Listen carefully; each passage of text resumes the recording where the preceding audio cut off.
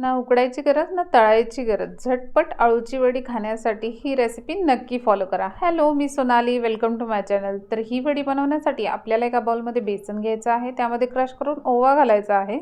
हळद, लाल तिखट आणि चवीनुसार मीठ ॲड करून यामध्ये चिंचेचं पाणी टाकून याचं छान बॅटर बनवून घ्यायचं आहे, जे अळूच्या पानांवर सहज स्प्रेड होईल. आता अळूच्या पानाची दांडी काढून घ्या आणि त्यानंतर त्याला लाटण्याने प्रेस करून त्याच्या शिरा थोड्याशा चपट्या करून घ्या. त्यानंतर एक पान ठेवून त्याच्यावर बॅटर लावून घ्या आणि दुसरं पान उलट्या दिशेने ठेवून त्याच्यावर पुन्हा बॅटर लावून घ्या.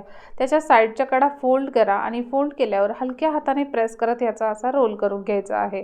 रोल करून झाला की तव्यावर टाकायचं आहे तेल. तेलामध्ये ही अळूची वडी आपल्याला अशा पद्धतीने हवे तितके ठेवायचे आहे. त्यावर झाकण ठेवून कमीत कमी 10 मिनिटं आपल्याला फ्राय करून घ्यायचं आहे. त्यानंतर अळूची वडी चिमट्याच्या साहाय्याने पलटी करून घ्या. पुन्हा झाका आणि 10 मिनिटं फ्राय करून घ्या. बस आपली अळूची वडी तयार आहे. त्यावर छान तीळ टाका आणि गरमागरम सर्व करा.